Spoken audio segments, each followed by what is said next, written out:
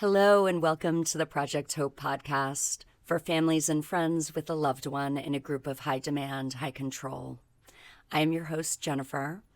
A lot has changed since I first started this podcast, so I thought I'd add a little to the initial introductions and provide something that's more up to date. I work with survivors of coercive control one-to-one. I also consult with families, and I offer education to the public around such topics. For the full scope of what I offer and also my credentials, you're welcome to check out my website, jennifer-french.com.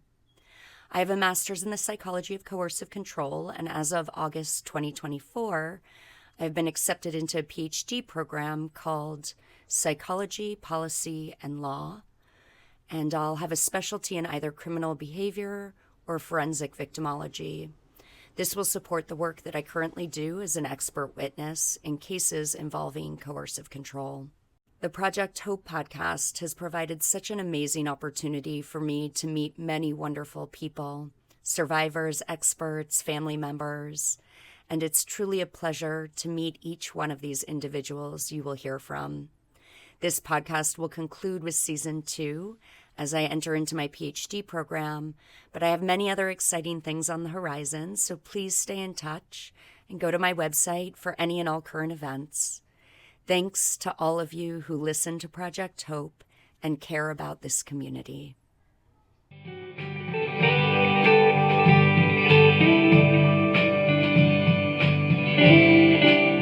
I am really enjoying sharing with you all how I have met some of the people I'm interviewing, because I think this also shows how small our world is when it comes to these types of extreme groups. So perhaps you'll get a sense through my experience about how surprisingly often it is that we encounter people who have been in such groups. Most of the time, those of us who have had such experiences will proceed through life maybe not speaking about it much at all, or speaking about it with only a select few. For example, Anna only knew about the organization I had been in because the launch of the Project Hope podcast was a life event that was happening for me during the time I was in an ongoing internal family systems peer consultation group with her. So during our first one-to-one meeting, she actually revealed to me that she too had been in a group of high control. That said, let me tell you a little bit about Anna Fienbork. She was born in Austria and grew up and lived in Germany and the US, and is currently living in Bavaria. Both curiosity and the deep wish to feel truly at home in herself played an important part in her life. From her early 20s on, she started personal work to heal wounds and began asking questions as to what lies under those obvious behaviors of herself and others. Her career led her from having studied art history. She first worked in an art book publishing house, but as people were always kind of at the forefront of her interests, she came to see that her goal with books was really to build bridges between people, as well as to gain from the beauty of art. So later on, she also worked at a theater, giving clown workshops, as well as acting in plays for children and doing improv theater. After that, she took up studying again, focusing on education and working with the hearing impaired and children with special needs. What initially drew her to the group of high control that she became deeply involved with was the emotional, spiritual paradigm that allowed her to take a deeper dive into working with inner parts and further opening up spiritually. In that context, she worked as an emotional facilitator in one-to-one sessions as well as in groups with both adults and children. She also gave seminars on the human psyche and how the structure of emotions can be explained within the paradigm of these teachings. During this time, Anna also learned emotional and energetic body work, helping others to release old patterns. As much as she found this work within her group enriching and deeply transformative, it also shifted at a certain point into being too controlling and emotionally abusive. At that point, she began to distance herself from the teacher. One of the main lessons she took from that time was how utterly important self-authority is, and how much people want someone to tell them what is right and wrong. An important step for her healing was to find and feel the reason that led her to follow one person so closely. Anna is now a practicing psychotherapist, and the name of her business, forgive me if it's not perfect, is Heilpraktiker für Psychotherapie. And she also does online work as a coach with her main focus on helping couples find their way from struggles and a sense of having lost one another to healing communication and fulfilling closeness. Her passion to support people in learning to feel self-love again and relating to themselves and others from that place stems from her belief in relationship with oneself and others as one of the most important aspects of life. In this podcast episode, Anna speaks so beautifully about the attraction she had to her group, but then she also takes a deep dive into some of the internal psychology. I also hope that we bridge a gap that explores how typical familial dynamics, in addition to what an individual as a part of that family might need, and how that can play into parts of the cult experience and getting stuck in it, or even twisted and used by cult leaders. You can find Anna at numerous links that are included in the notes to this episode.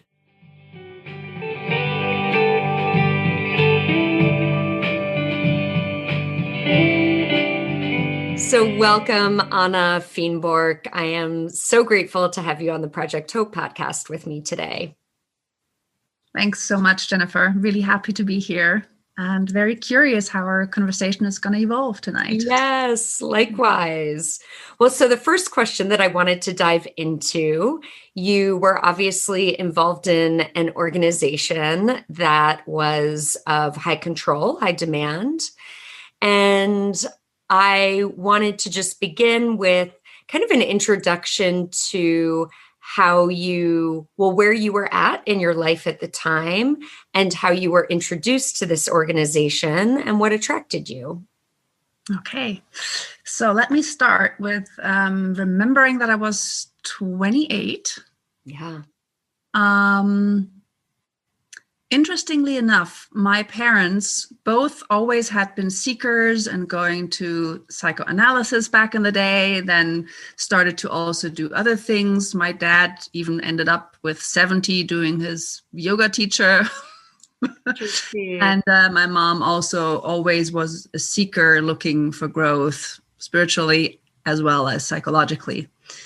And when I was 28, my parents finally decided to divorce. And I say finally, because I think, many couples drag it out for a long time and the kids already know that it's over. So at that point, they really made the cut.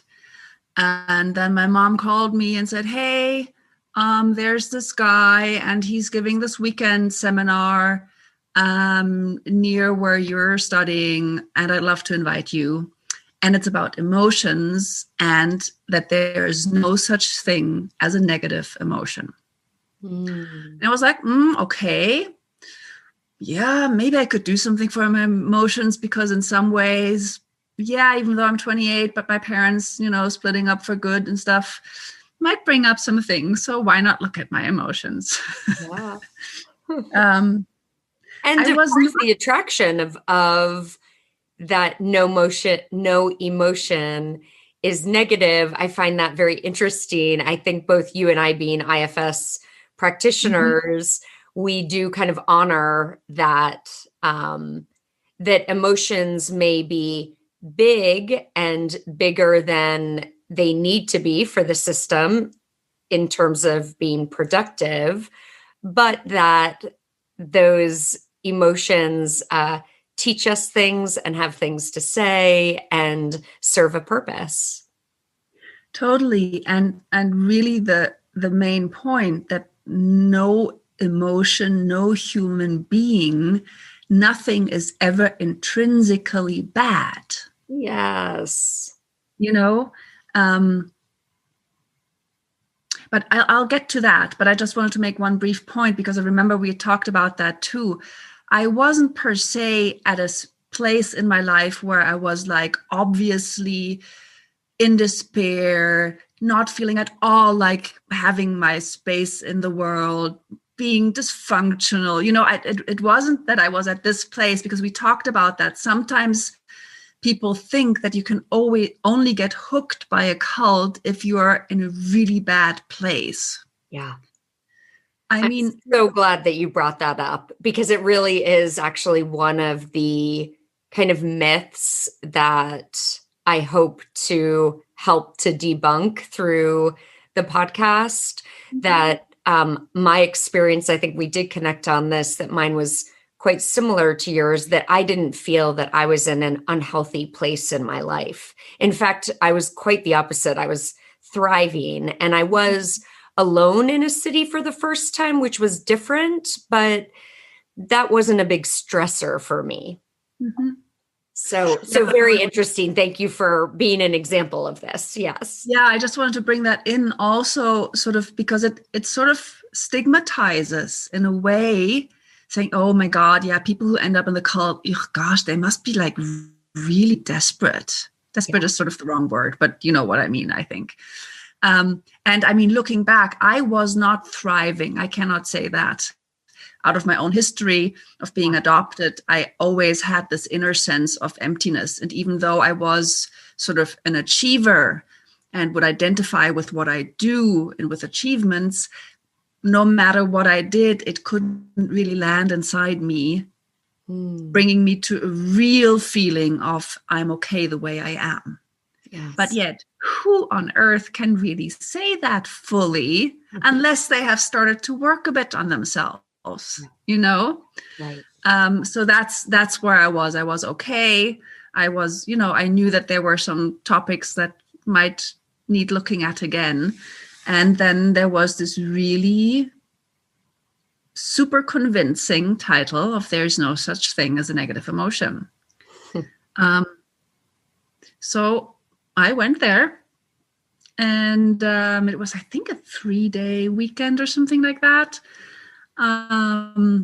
Lots of really interesting, fun people, which is also really an important point, because the people you meet in whatever, even if it's a full-blown cult, or if it's just sort of, you know, a group of people where it starts to get tighter and tighter after a while, very often they're super interesting people, because people who seek are curious and, you know, also intelligent, of course, also wounded, but that's fine, because that's just part of what we carry with us often. Right.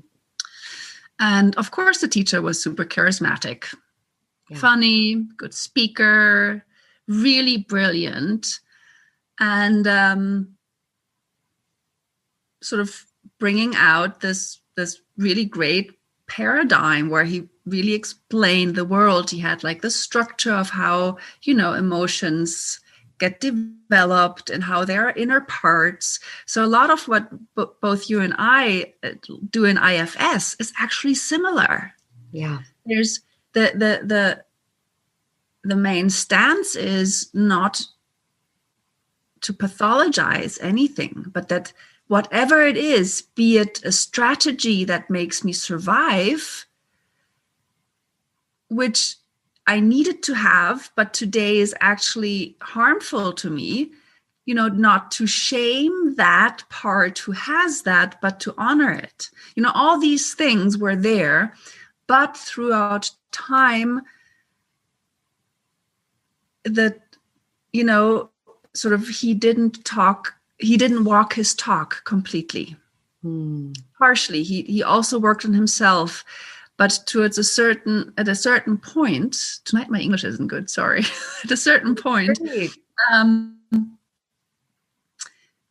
he might have said, your protective part isn't bad, but you would get the double message that it wasn't good.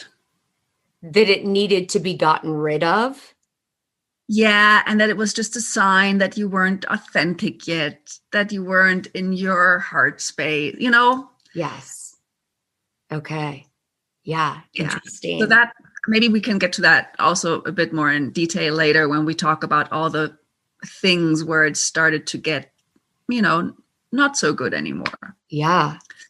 So, but that was, my first weekend. I was really enthused by it. I thought it was a really great system. It made complete sense to me.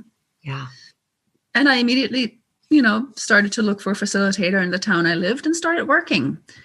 And yeah. So maybe if you have a question so far, you can. Yeah, that's perfect. So then just curious about your involvement and kind of what kept you there, which it seems like you've touched a little on that, but curious about your level of involvement. Yeah. So I think what caught me was really this basic understanding that there's no negative emotion, and that also the bigger picture that whatever we experience, also physically, whatever ails us, usually or very often there's an emotional source for why we later on downstream might have certain other symptoms. Yeah. So the idea was to really go and heal the source, heal the emotions that we, could not digest in childhood, because innocently our parents couldn't be there for us in a way that we would really feel that they feel us, and thus give us an energetic and emotional space to digest whatever feelings. I mean, that's what he said also, and what you read in lots of trauma books, that it's not about what happens to you. It's about how you're able to digest it or not. Yes. And whatever we cannot digest then sort of stays stuck in what, IFS would also hold as an inner part, as a wounded part, as a traumatized part. And this we need to suppress out of a good reason, because back then we would not have been able in a way to survive the intense emotion without the proper holding space. Yeah. And as an infant, you cannot both energetically hold yourself and emotionally fully feel whatever is flooding you. Yeah. So all of this is something I still completely sign as true for myself. Yeah.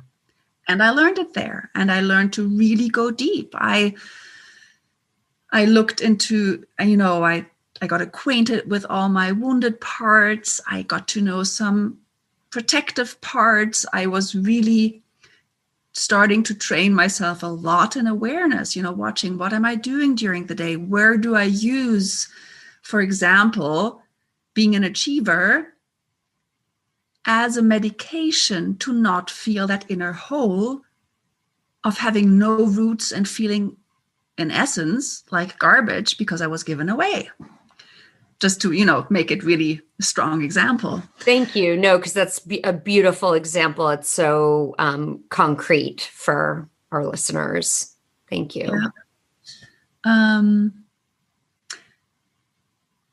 And then I think what was also really what drew me in was that the teacher, of course, like most teachers there, when they're sort of charismatic and they have a sense for other people, and then would see the potential in you.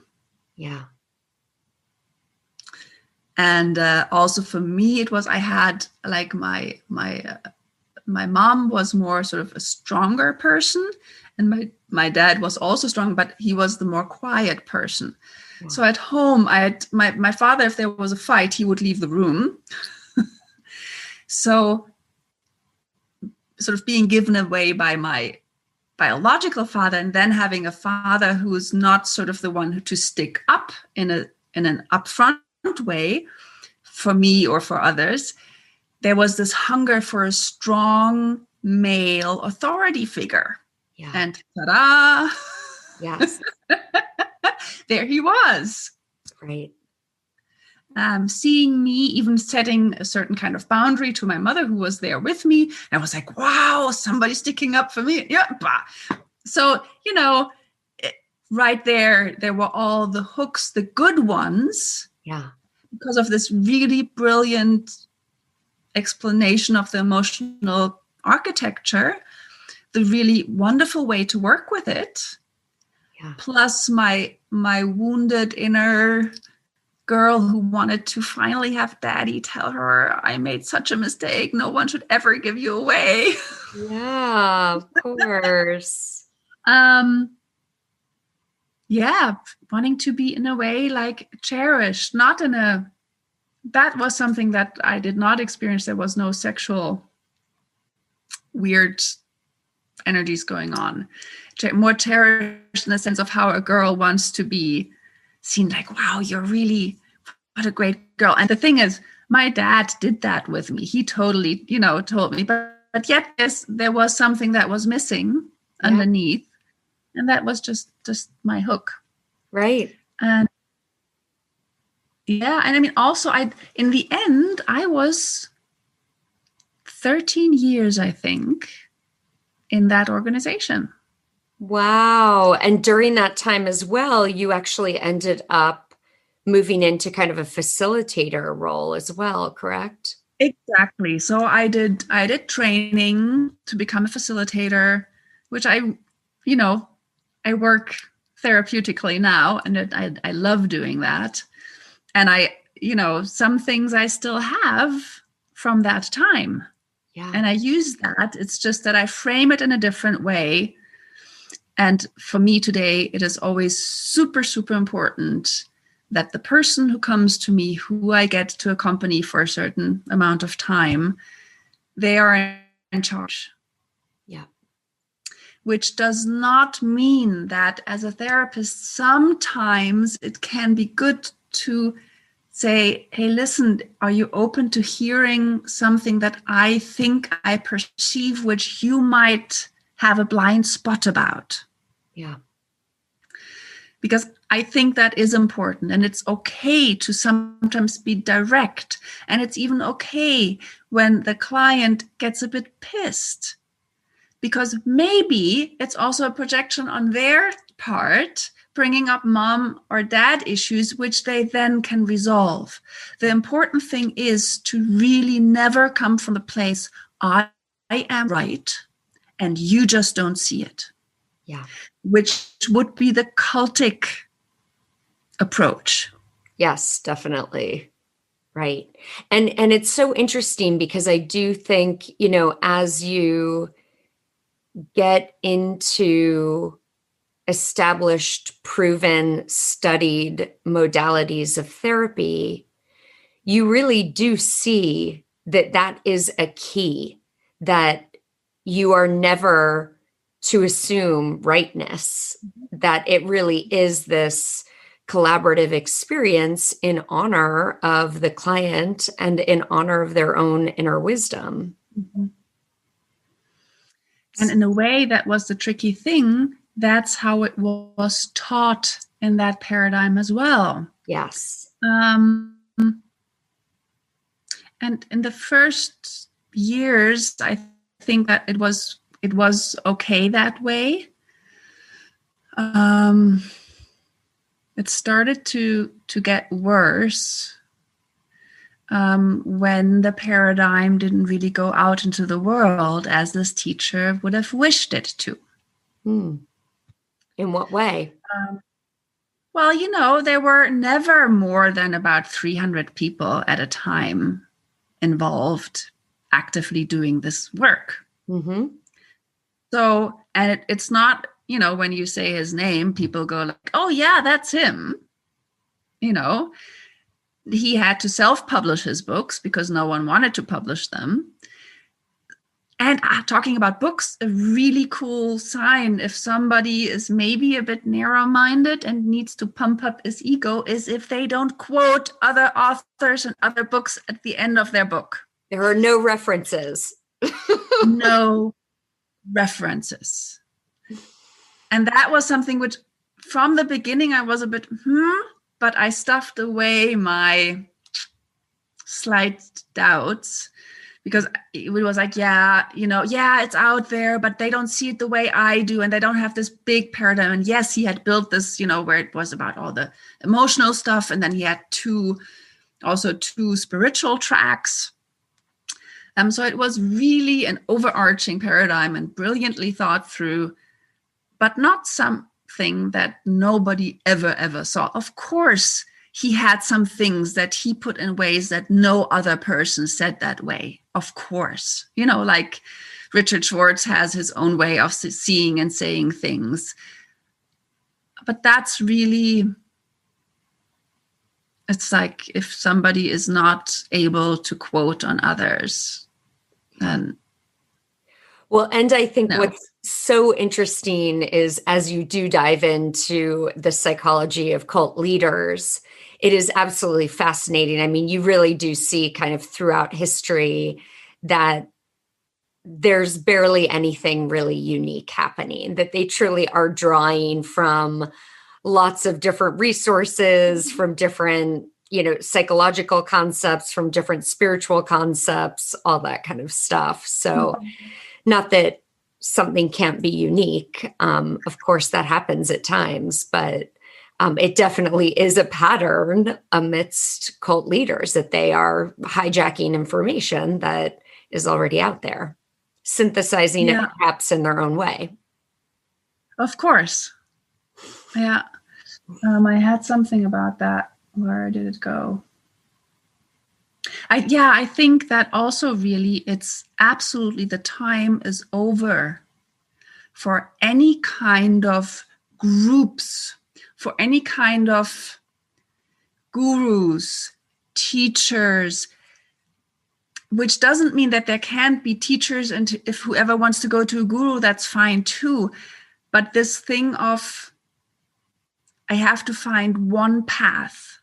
Yeah. Like, be that I have to be 100% Buddhistic. I have to be 100% Christian. I have to be 100% this paradigm. I have to be, because I think that every person is absolutely unique and we all carry in us the soul wisdom to find the exact paths and angles to go at our wounds that fit us. And those cannot be found in broad stroke overall groups. Yes. That basically say our path is the right one. Yes. Yes. Which is another telltale sign. That's right. That's right. Thank you. You're hitting on all of them. Yes, Anna. And it is, I think that's such an important, presentation of hope for those listening, especially who have loved ones that are in these situations and have seen perhaps the personality seemingly change so much. Because in my experience, and people write about this in this field, that really it was amazing for me to buy in so completely to the mentality and psychology of what this group that I was in presented as the truth. Mm-hmm. And participating in it, actively in it, every day, practically all day long. Then to get out and to really pay attention to what I was drawn to, both spiritually and psychologically, mm-hmm. and to really have that awakening that you just talked about, that truly resources are out there for people to be drawn to and to heal and be in that process of healing. I mean, I really don't think of it as a destination. I think of it as a process and a lifelong process. So to really be paying attention to what comes in and out of our lives and what's right for us at one time and perhaps not at another. The same way we would maybe have certain relationships at different times in our lives and not at others. And so I love that you brought that up, because I also really believe that while somebody can be so bought into a particular mentality or modality, when we are free, it is so much more exciting, actually, to have all those options and to really explore what lands with me, what doesn't, what feels half right or 80% right or 100% right. And it's so beautiful to see people kind of open to that process and what resonates.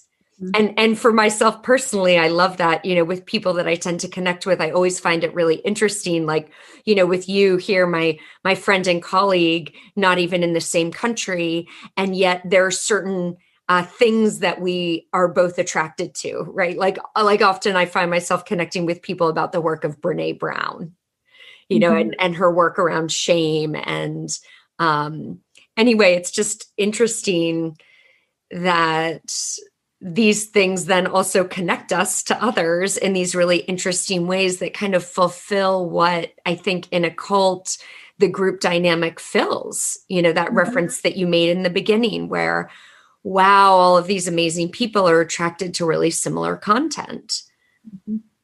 But you really don't need a group to do that. And you then find your people. Yeah, I think I have two things that I want to say to that. One is talking about the personality change and family. And the other was about really having had this experience of the high control environment. And in a way, having had the experience to have given away my self-authority. Yes. To believing another authority more than I do myself. Yes. Which in essence you do. Yes. Even though it was said that this work was supposed to help us become more resting in our healthy self-authority. Yes. Which it also did in some ways, not complete, Right. But then after the whole thing was over, just like you said, to really go like, okay, wait, that was way too tight. Shit, I gave away my authority. Do I ever want to do that again? Nah. And then really that's what, sometimes happens when you've experienced something really fairly extreme. When you come out of it at the other end, you also cherish and appreciate your own free will in a really special way, which you might not come to experience that way if you haven't had sort of the restriction experience. Yes. And to really go out like a child, going, okay, what's that? Is that mine? And I mean, it took me 2 years afterwards to really having been there for 13 years, to sort out, is that thought mine? Is that really me thinking that? Is that just the old paradigm? How do I hold it? And to really find my way. I mean, I was pretty much through after a year, but after 2 years, I would say that was really when I could say it was complete for me. Yes. But to look back and be like, wow. Beautiful. And such a beautifully described process, Anna. And also, I think that experience of really feeling the empowerment and the beauty of getting to make your own decisions and choices and create yourself, which is what everyone is ultimately doing. But I think when you are out of a high control environment, there is more of an awareness around that. And the way that kind of had an end result for myself was that I found myself having freedom and an openness around making mistakes in a way that I never did my whole life, because I kept saying to myself, well, at least they're my mistakes that I'm making. Exactly. Oh, and that's the other thing. That's why cults and teachers who say we have the right path are so enticing. Because one of the most scary things in life, which we all try to avoid, is to not know. Yes. In childhood, we were dependent and helpless because we didn't know, we couldn't plan, we couldn't figure things out. But life is unknowable. And we cannot know if whatever next step we do is right or not. We can make it, just like you said, and then find out, and then not was that a right or wrong step, but look, where did it lead me? I don't like this spot so much. Let me see what other step I can make Yes. to get me more to a route where I want to go to. Yes. And I love what you said about this being open to making mistakes. It's part of learning. Yeah. Yeah. Yeah. So I also heard you say you wanted to make a connection. I don't know if we'll be able to get back here or not, but to family, I think, and the cult personality. You had something you wanted to mention. Yeah. So, I mean, that's pretty common knowledge with also therapists who work with people who come out of cults, that you do develop a certain kind of cult personality. Yeah. And I would be cautious with that, because it can also be used by families saying, oh, it's just the cult personality, and in some ways judge that as bad and wrong. What's disruptive or not good for us is when we take on too much the view of another person. And then in our case, it was like, if you'd be sharing in a group and you'd be sharing about a part with a feeling, and then if you didn't bring it in a way that the facilitator thought you were feelable, it was like, I can't feel you. Yes. And then the whole group would be, yeah, really, it came across really like mental blah, blah. I felt like a void and then this whole thing would develop where more and more people started to feel wrong if they didn't come across. But you know what? Sometimes my way of feeling is so unique, others might not be able to feel it in exactly the way that I do.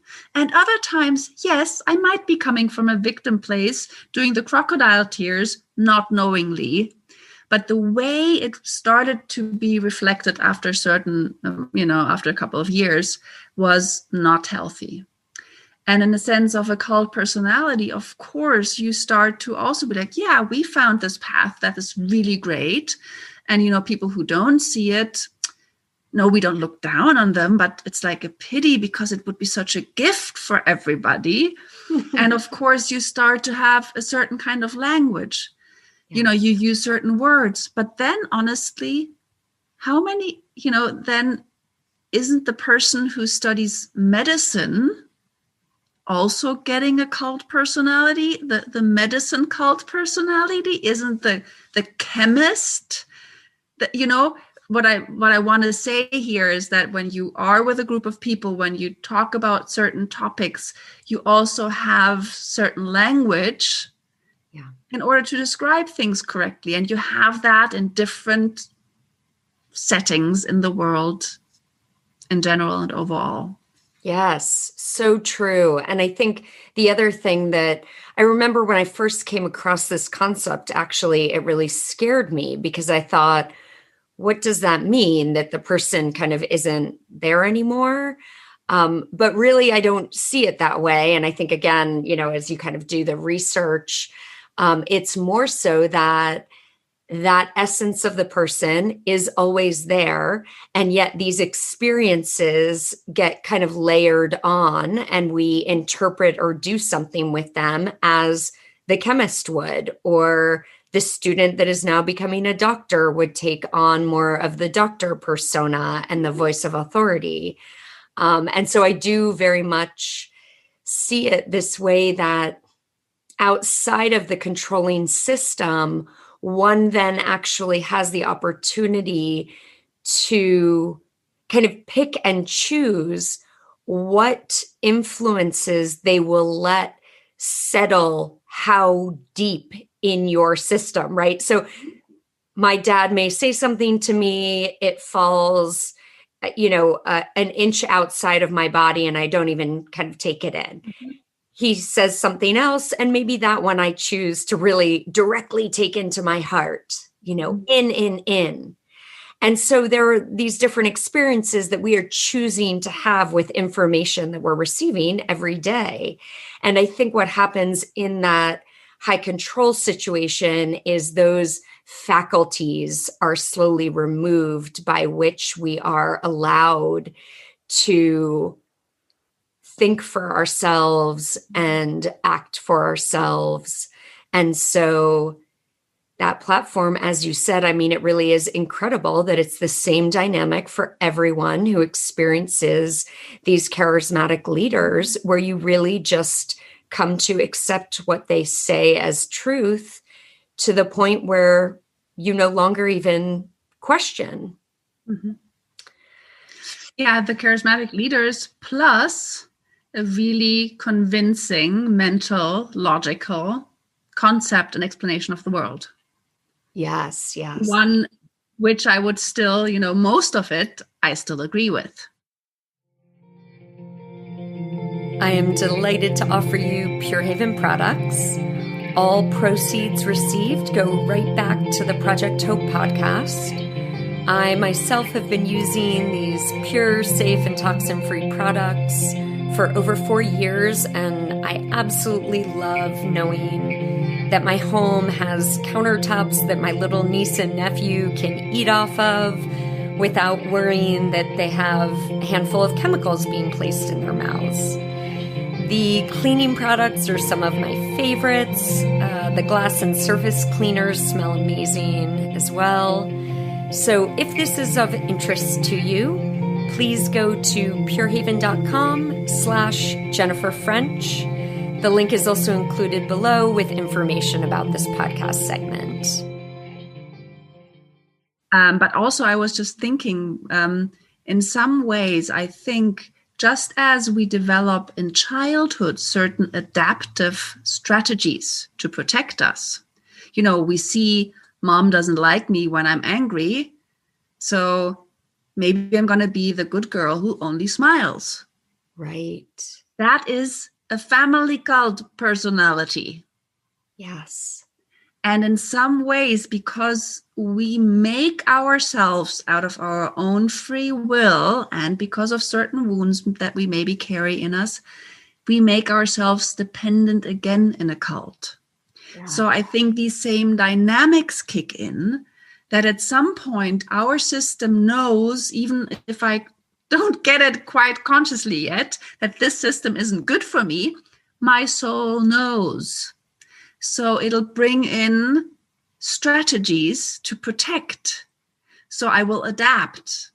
I will say the right things. I will try to be the good girl, Yes, absolutely. So I think that's also a way how to explain whatever cult personality develops. Yeah, beautiful explanation. And it's also interesting to me because I think that at times also there's the in a group dynamic, sort of cultic dynamic, you really also have the group think as part of that pressure in addition to the leader. And we all know from our social experience in life, right, that we all kind of want acceptance. We all want and need community and group. So it's actually a natural part of our, as you said, protective system or biology that really kicks in. Yeah. Yeah. I mean, talking about biology kicking in, to our primal system. Yeah. Belonging is survival. Yes. And the threat of being isolated to the primal brain is equal to dying. Yes. So all the fight, flight, freeze reactions kick in, which you can sometimes also see in, you know, in cults happening. Some people really, you know, take their legs under their arms, as we say in German, and run. You know, others fight, but the fighting might be a fighting yourself in order to fit in. Yeah. Or some people actually sort of start to freeze. Yes. Yes. Because our brain makes this connection, which of course in 21st, 22nd century is not true anymore. We're not going to die if we're alone, but back then we would have. Right. Yeah. But I want to also come back to families and how they perceive change in a family member. Yeah. Because I mean, you and I both know from just, you know, our own therapeutic work, but also working with people, that for most people, change is something scary because you don't know what's going to come of it. And it brings up being insecure. And we want to avoid feeling insecure. So very often in really standard therapy, people start to be more in connection with themselves and start realizing, wait, some of the things that I am okay with, for example, maybe a daughter was okay for 30 years that her mom would call her twice a week and just tell her about how bad she was feeling, how life really sucked, basically using her daughter as a therapist, as a best friend to go and cry on her shoulder. And of course, it can be okay if a mother every now and then does that. But it's not the daughter's or son's place to be the parent of the parent.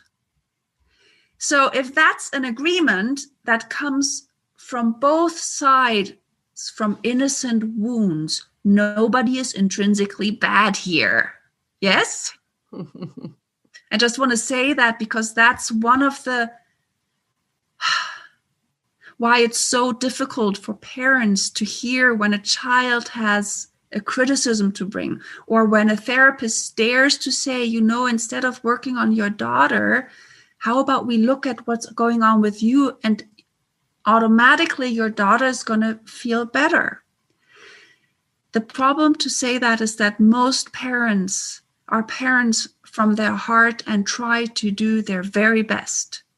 They're also often their harshest judges when they don't live up to their standards. Yeah. So there is shame and guilt coming up whenever you confront this domain. And shame and guilt are what keeps us from being able to look at something with open curiosity. So this is why I really want to emphasize here. When I say that a parent wasn't able to hold space for a child to digest certain moments, that doesn't mean that they were always bad parents. When a parent unknowingly emotionally neglected their child or couldn't help themselves but at yelling at a child, you know, it happens, and it always happens for good reasons. But as grown-ups, we can decide if we want to take responsibility for what we do, which means in many cases being open and willing to take some help and find out why certain things are the way they are. And well, yeah, if every now and then you start yelling, that's going to happen again. And then you just go and say, hey, you know what, sweetie, I'm so sorry that I got so angry at you right now. You didn't do much bad. Yeah. You did something, and that I got so angry has to do with my own childhood. So I'm so sorry if I hurt you. Yeah. And that's it. But of course, families can have unconscious cult systems. They have their unwritten rules. They have, their connections, they have their roles. The one child is the good girl, the other one is the bad girl. Father has this role, mother has that role. And honestly, all of them suffer from that. But sometimes children suffer more. And because they just can't, just walk away. Wow. So if at a certain point a child goes into therapy, they might really also, even with the help of a just regular therapist, say for a while, Mom, Dad, I need some time where I won't have much contact with you because I need to figure out some things for myself. And when I'm with you, I know that I want to please you. And I know I want you to be happy. And at the moment, I don't know yet how to stay in myself and take care that I'm happy and be there for you, but not take responsibility for your happiness. Yeah. And if a child were able to say it in such loving terms, still that would not mean that the parent wouldn't go berserk and say, my child's in a cult. She doesn't want to have contact with me anymore. Because then the medication of having this child to go to and dump all your frustration into is suddenly gone. Yeah. And that brings up a protective part in the mother or father, of course, wanting back their sugar bread. And again, not out of any fault or badness. Right. Just because of mechanisms that happen because we all have, to one degree or another, a hungry, starving, wounded inner child. Yes. And I think it's such a testament to, one of the bizarre cult dynamics in that the teacher often has a lesson that does have some truth to it. So then it's very easy to accept that and move into it. And this is a great example of that. That often when somebody is doing healing work, and especially with, family dynamics or family, working through family issues, one may need to do the distance from a parent. And I think that so often the cult leaders are able to take that piece that could be healthy for a certain period of time and work it with the members to shut off and then just keep that going. Mm-hmm. Because the truth is, I can say even in my own situation with the work that I was doing and sort of what I was looking at in myself, I did need a little bit of a distance from family. But I always said when I left that had I been left to my own devices, never would I have done it for longer than a few months in my particular case. Yeah. And it was so interesting and such a wake up kind of for me to see that there was some need for that potentially, but it was taken to an extreme. Yes. And, and I think, again, this is back to this point that we need to be able, each one, to manage our own healing and process, because only we in our inner wisdom knows what is truly best for us. And again, yes, sometimes we get helpful guides along the way, helpful information, but to really have the autonomy to say yes or no is so important in terms of self-growth and empowerment. Yeah. Yeah, you're so right. It was also in that paradigm, it was about the timing, and also that the further you got along, the more you were in training, the more you were a facilitator. It was like, well, I don't know, can you be really in your healthy self when you want to have contact with your family? This undertone. Yeah. And I must say that also, yes, for me, it was really helpful to have a certain amount of time with no contact. But to stay out of the contact is not the solution. Yeah. Because then I still stay the child who needs to separate in order to be able to hold their own space. But today I'm a grown-up, and actually I can test how far I moved in myself when I go again in the situation and see, okay, where do I still come from wanting to please mommy?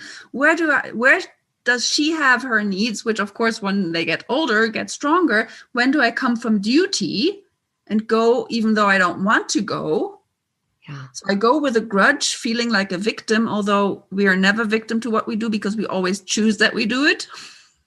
But then I would then be angry at her because I chose to go help her even though I didn't want, Yeah. These things wouldn't come up if I wasn't in contact with her. So I couldn't untangle them. Yes. And I could say, wow, some things really are fine. Like you said with your dad, they just drop an inch in front of my body and adios, her thing, not mine, Yeah.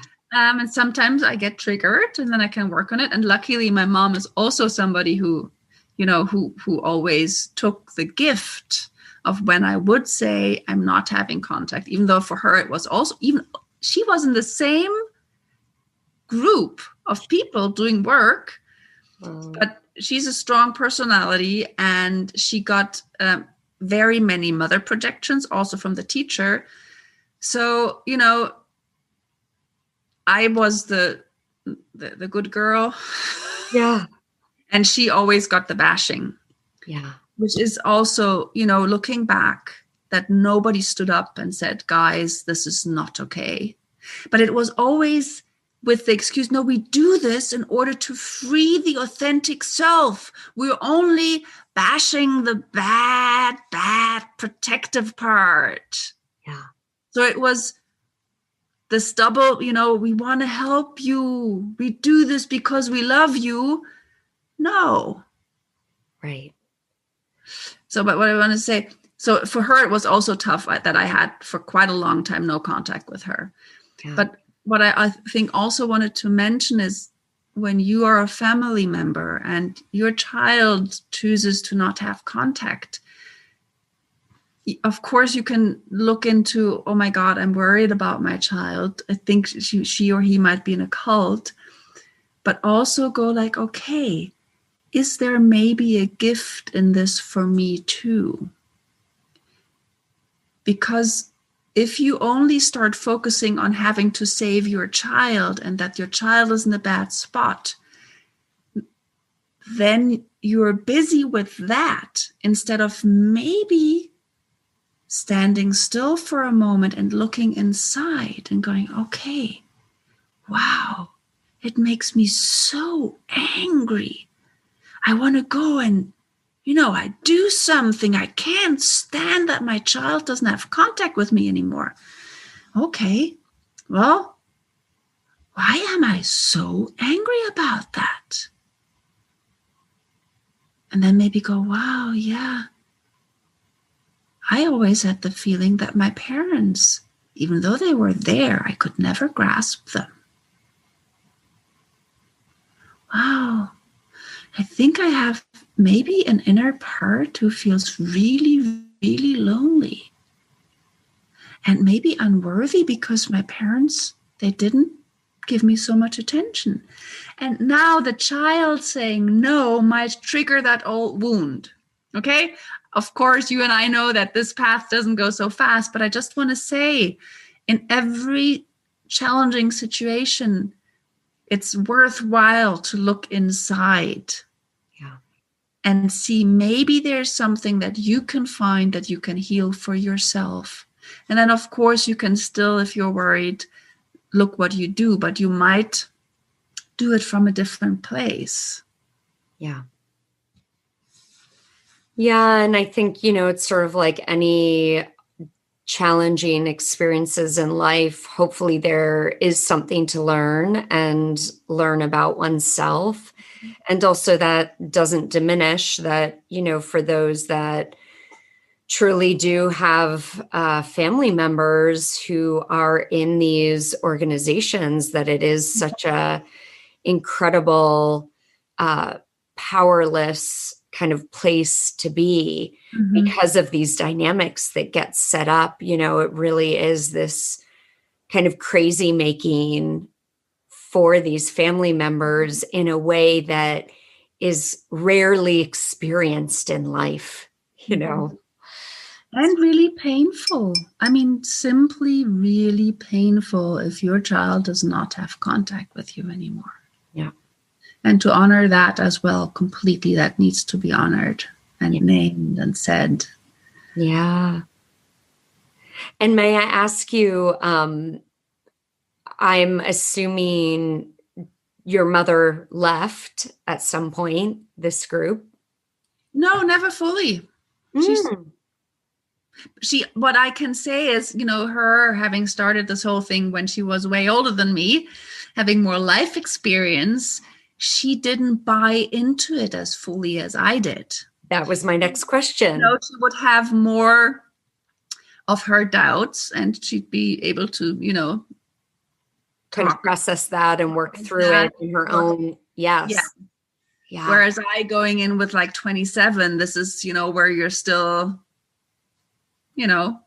quite easily formed, and you're not saying, well, I've got 40 or 50 years under my back, and nobody's going to come and tell me da da da da. Yeah. So she kept doing her work. She had like periods of time when she didn't do it, but that's fine. But she sort of stayed in it. Oh yeah, and how it all went down, right? Yeah. At some point, how it started for me.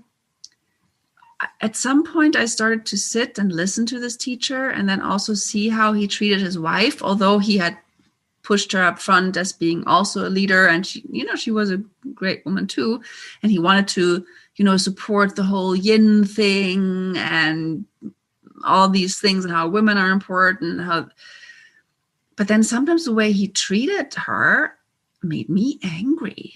Or how he sometimes, then he also had a round of podcasts, but then how he would respond to questions made me angry. And at least that started, I realized that I sort of pushed it away, said, well, maybe it's an authority trigger that a part of mine has. That was, you always had explanations. Yes. But then also there was something where I took over, like as the facilitator group, we took over to organize a seminar that his wife and another female teacher had planned to do in the Bay Area. And my husband is a graphic designer, and I asked him to do, the flyer. And we both it was about the yin aspect and about non-duality. And I loved the illustration he did. And then I handed that in. And, a normal person would say, it's not our thing. Can you, we have this and this idea. Can you work it over? Instead, I get an email bashing me how I could dare to hand something like this in. Wow. That he is so disappointed that he will never want to have to do anything to do with me anymore. Capital letters. Yeah. Wow. And in his world, this was me showing me where my protective part came through. And then also one of the other women who was also teachers. And that's another thing. I did my training round 3 times. I mean, because like, I would have hit a limit where I maybe couldn't feel so much. Then I stopped, and then I would go back to the new round. So that was also something that's a telltale sign. But then also one of the female teachers there at one of our next groups, she was like, before we start, I have to tell you how enraged I was by what you handed in. I have to tell you now before I can hold the space for you in love. And that I didn't walk out that moment. But the cool thing was after that incident, those incidents, and for the first time, I said to another friend within that community, I said, to me, he does not look any different than the gurus and teacher that he says harm people so much. Interesting. And if this is how he really is, then I don't know how long I'm going to stay here. Yeah. That was big for me. Huge. Because, especially being adopted, you are loyal to whoever takes you in. Because you're grateful and you're so scared you might be sent away. And then luckily, the group of people there, it was a nonprofit organization. And some of the people on the board decided that this kind of tough love really wasn't okay. And they made him step down. They dissolved the whole organization. Wow. And I must say, both I and my husband probably would have stayed somewhat longer. I think we would have found our way out. So for me, it was so great that it crumbled from without. Yeah.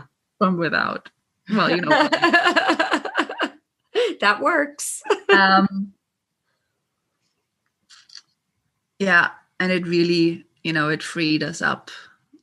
And we were like, once it crumbled, we were glad, and that's what shows me how far that I did have the doubt, that I did have the questions.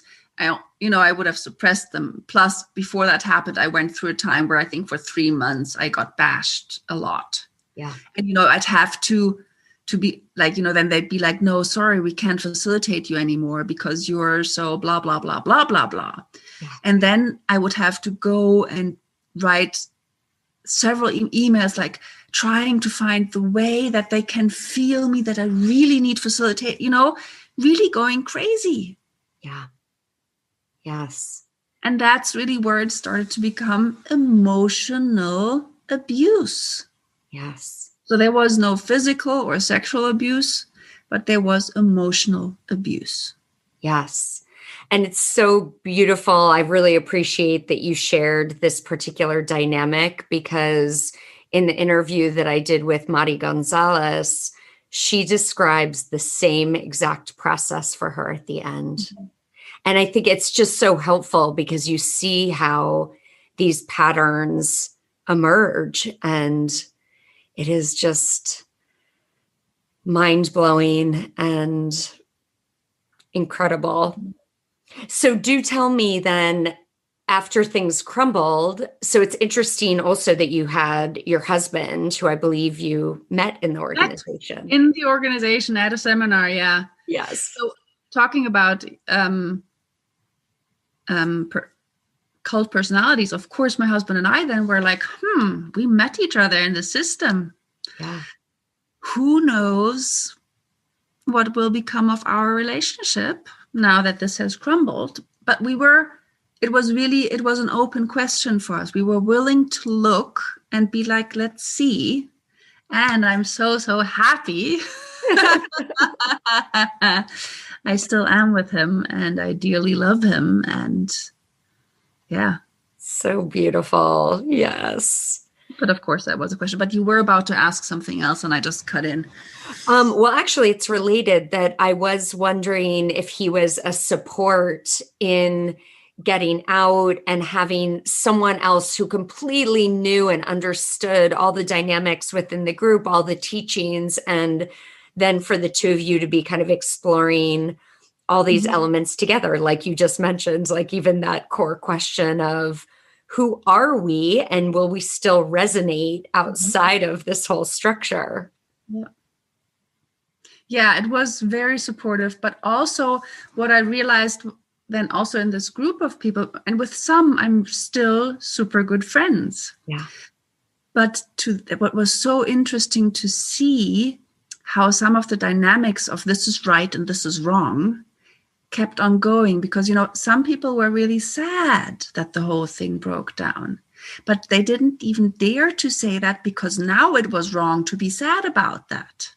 So that is such a tricky thing to watch, to not then continue making others wrong for what they feel. One might say, I get that you are sad. For me, it's so hard to imagine that right now because I'm mainly enraged. Yeah. And maybe to come to the point to agree to disagree. Yeah. But, that's where, of course, and that's what doesn't only happen in cults. This happens all over the world every single day, that we judge others and think we are right and they are wrong. That's just something that happens. Yeah. But it happens to a sharpened degree when you have been in a setting that is very much about healthy, unhealthy, right, wrong. Absolutely. And you're evaluating and critiquing that all the time, not only for yourself, but everyone else around you. Yeah. And so also, I too found that very interesting, getting out, that I really had to also come to kind of a peace and an understanding that the process may not look the same for everyone, that we're all going through different discoveries about ourselves in this prior dynamic at different times. So I really saw, like, almost everyone that I knew did get really angry, but maybe for some people it happened in a very different time frame. Exactly. Yeah. That's fascinating. Yeah. Well, Anna, is there anything else that you feel you would like to share before we conclude? I think mainly for everyone, but especially for people who come out of a cult, to try not to judge themselves that they got hooked. Ah, the best advice. Yes. Right. And I think it can be so helpful to have hopefully others who have left with you, or to seek out people who have had similar experiences, that there really are support groups out there where, as you kind of start to awaken to the new you and sorting through all of these things. It's beautiful advice. Yeah. In a way, it's really a great chance to claim ourselves in a very deep way again. Yes. By also going on the journey, for a while I was like, I'm not going to see anybody. I'm not going to get help from anybody. I needed that. But at some point I did get help because I wanted to sort through some of the issues that had innocently brought me in there and had allowed me to stay. Yeah. So that's to have this open curiosity to, wow, what was it? And also to go like, what was the benefit for me in there? That helps you understand why one stayed, even though a benefit might be to have the feeling that that there's something how it is right, and that I always get to struggle to try to do it right. Is that a benefit? Yes, in some ways, if that's a pattern that I know from childhood, that might be a benefit that I get from a situation like that, because I get to repeat that pattern. Comfort. Benefit to feel safe, to be part of something bigger, to have a meaning. Oh, and that was one of the other things that I want to say at the end, because it's still true to me, which really caught me at this first weekend, when he said, if anger and rage and hate were not made bad as feelings per se, we're not talking about actions, then maybe this world would not have wars. Yeah. So that was for me. I want to help heal one heart at a time, so that maybe at some point we don't have a world at war anymore. And so what you can do after you get out, you look back at your own heart and do your own work and see whatever comes from there. Yes. Well, thank you so much, Anna, for your insights and for everything that you shared, for being so open about your experience. I know it'll be so helpful for many people. Yeah, I hope so. And thanks for initiating this and being there with your loving, open, curious person that you are. Thank you, Anna. I really appreciate it.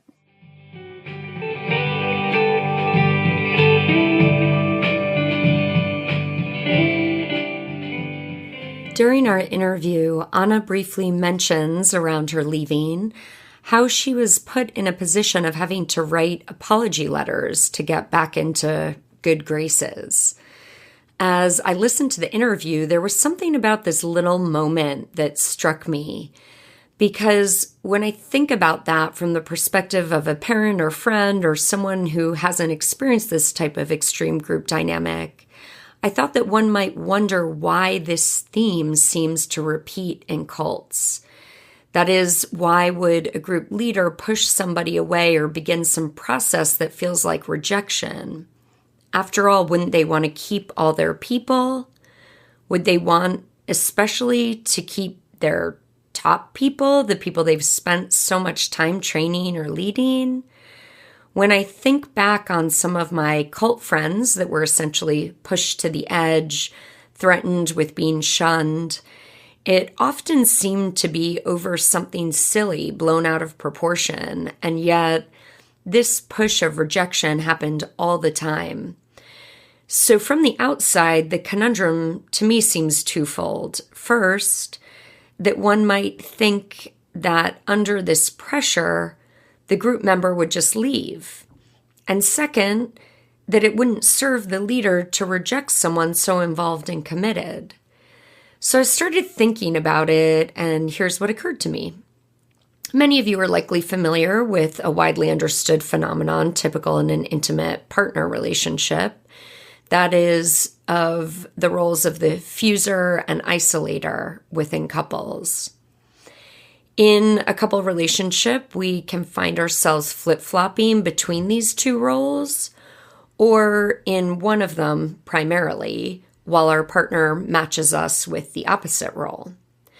So as one person in the dynamic isolates, the experience of the partner is often rejection, even though that's not likely the intention of the isolator's behavior. In the face of this seeming rejection, the partner is often drawn to be closer. At the core, I believe most of us can agree that any type of rejection can be a little hurtful. It's a very normal response to try to mend or draw close to someone when they have pushed us away. So especially with people we really love, people we have a stake in, this is very common that we would want resolution. And if one is essentially isolated in a cult or cut off from a life outside of the group, their new family is that group. The leader or guru or higher-ups can now reject and cause an extreme sense of fear as they force the individual to consider not just the act of rejection as a temporary sense of shame, but all the implications of pressure to not repeat that cause of the rejection. So now layer in the possibility that this leader is now a parental figure, a respected figure, or a figurehead of all that you believe in, that is wise beyond what you yourself have known, or perhaps you even love this person. The rejection now becomes that of a parent or lover. If it ultimately results in a loss of the group, one feels they will lose their lives, the definition of themselves as is associated with the group. And add on to that the core biological reactions that we all experience because of the old wiring in our brains that go back to hunter-gatherer tribal times. Rejection can be experienced as an extreme emotion, equating to the evaluation, really, of survival and death. And Anna made a reference to this phenomenon as well. This is all to say that the rejection, I believe, is part of the manipulation. As a group member, when we see others being threatened with rejection, we automatically understand, even if it's on a subconscious level, that we too will have repercussions for anything that goes against the leader's message and unwritten rules. So the threat of rejection of one person doesn't just result in that person trying harder, but it also creates an example for the group so that many are being taught all at once what's okay and what isn't, what's acceptable and what isn't. So that's just my thoughts about this particular dynamic within groups and an attempt to perhaps clear up one of those many things that might seem odd from an outsider's perspective. I hope you've all enjoyed this episode with Anna Fienbork.